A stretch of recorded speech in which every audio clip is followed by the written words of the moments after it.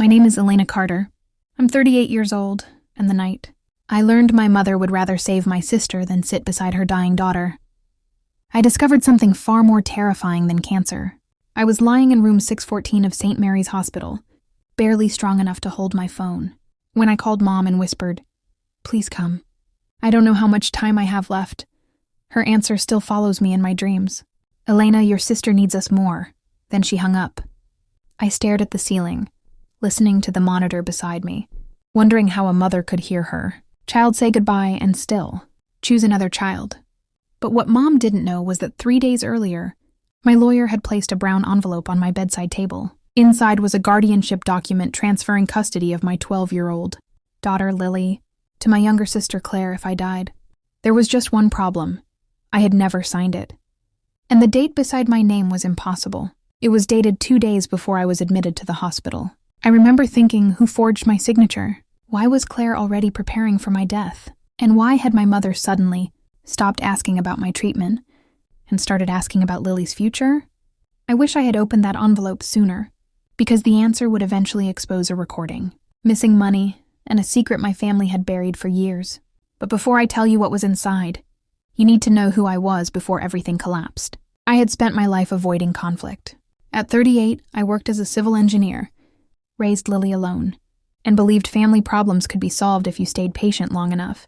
Lily wasn't my biological daughter. I adopted her when she was 6 after her birth mother died unexpectedly. The first night she called me Mom, she asked, "Are you staying?" I promised, always.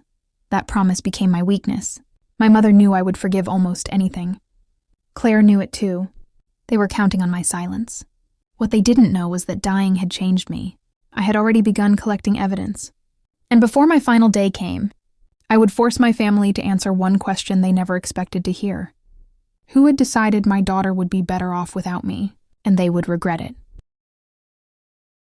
The blue duffel bag appeared beneath Lily's bed on a Tuesday afternoon, and I assumed she was preparing for a sleepover. Then I opened it. 3 shirts, a toothbrush, her stuffed rabbit, a framed photograph of the 2 of us, everything she would need if she believed she might not come home. I asked her where she was going. Lily shrugged and whispered, "I don't know." That answer frightened me. "Who told you to pack?" I asked. She stared at the floor. "Nobody." But children don't quietly prepare to leave home without a reason. I just didn't know the reason yet. A few days earlier, Claire had visited with groceries and flowers, behaving like the devoted sister everyone trusted. She hugged me, asked about my treatment, and told Lily, "You can always stay with Aunt Claire if you need to." Lily had gone silent. I noticed but said nothing. That became my biggest regret. My mother was subtler. She sat beside my hospital bed and spoke softly about Lily's future. "Have you made arrangements?" she asked. I told her I had a will. She replied, "A will isn't enough if you aren't here." I remember her tone. "Not if you get better. Not if something happens. If you aren't here." That sentence kept replaying in my head. Then Claire started asking questions she had no reason to ask. Did Lily like her neighborhood? Would she be comfortable changing schools? Had I discussed guardianship with Mom? Each question sounded harmless by itself. Together, they formed a pattern. Once you see a pattern, you can't pretend it isn't there. Still, I wanted to believe they were simply worried. I was sick and desperate for my family to truly support me. They knew where I was most vulnerable. One evening, I was too weak to cook, so Lily brought 2 bowls of cereal to my bedroom. "Dinner," she said. I laughed. For a few minutes, everything felt normal. Then, while I tucked her in, I found a folded piece of paper under her pillow. It contained 3 names, mine, Claire's, and Mom's. Beside each was a question mark. I asked what it meant. Lily looked at me and whispered, "I'm trying to figure out who really wants me." I had no answer. The next morning, my lawyer called. "Elena, someone filed for emergency guardianship." I knew before he said the name. My lawyer said Claire. My own sister had filed to take Lily from me while I was fighting to stay alive. I gripped the counter as the room seemed to shrink. "There has to be a mistake," I said. My lawyer paused. "I wish there was." Then he told me something worse. The application contained a document carrying my signature. I knew it was fake, but not who created it or how many were involved. I confronted Mom that afternoon. She didn't deny filing. Instead, she lowered her voice and said, "Elena, you're sick. Someone has to think about Lily." "I am thinking about Lily," I answered. Mom looked away. "Maybe you aren't capable of making the right decisions anymore." It sounded less like concern than a verdict. Claire arrived soon afterward, carrying a folder against her chest. She kissed Mom's cheek before looking at me. "Why are you making this difficult?"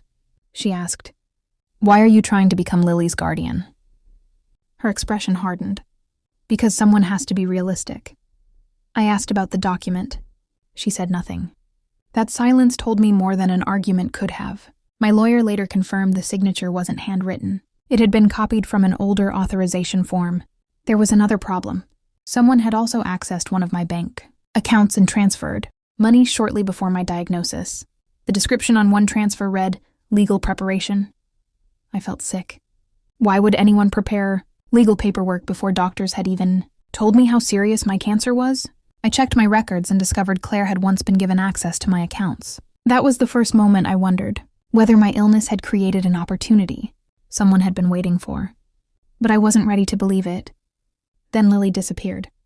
I woke around 2 a.m. and found her room empty. Her blue duffel bag was gone. On the kitchen table was a note with 3 words. "I know everything." I found her at the community library, sitting alone with her phone clutched in both hands. "Dad?" she whispered, then corrected herself. "Mom." Her eyes were red. I heard Grandma and Aunt Claire talking. Then she pressed play. Claire's voice came through the speaker. "Once Elena is gone, nobody will question the paperwork." My blood went cold. But the next sentence was the one that changed everything. The next sentence changed everything. Mom's voice trembled through the recording. "She trusts us," Claire answered. "That's exactly why this will work." I stopped the audio. I had spent years believing my mother's greatest flaw was protecting Claire too much. Now I understood the truth was uglier. She wasn't simply protecting my sister. She was helping her build a future that depended on my absence. I gave the recording to my lawyer, and he contacted the investigator handling the financial complaint. What happened next moved faster than I expected. Bank records showed money leaving my account through transactions, disguised as medical and legal expenses. Then investigators found security footage from my lawyer's office. Claire and Mom had entered together 3 days before the forged guardianship document appeared. They stayed for 47 minutes. When they left, Claire carried a thick folder. I watched the footage twice. I hadn't misunderstood it. But one question remained. Why would my mother risk everything for Claire? The answer came from an old silver key. It belonged to my father, who died years earlier. He once told me, "Some doors should only be opened when you're ready for what's behind them." I had kept that key without understanding it. After investigators found the footage, I finally used it. The key opened a narrow cabinet in my father's old storage room. Inside was a sealed letter addressed to me. My hands shook as I opened it. My father had written about Claire's past financial problems and warned me she had once taken money from the family business. He had kept records because he believed she might try it again. Behind the letter was a flash drive. My lawyer examined the files and found financial records, emails, and documents connecting Claire to unexplained transfers. Then he found an email from Claire to Mom with a subject line that made my stomach drop.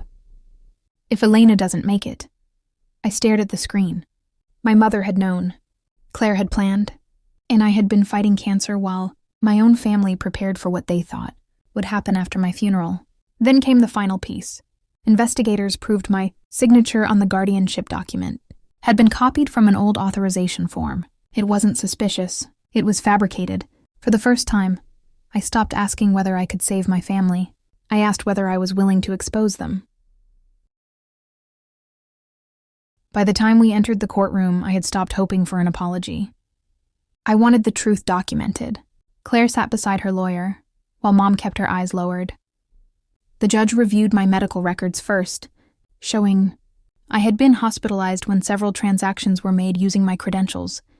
Then came the security footage, the bank records, and the digital analysis proving the guardianship document carried a copied signature. Finally, my lawyer played Lily's recording.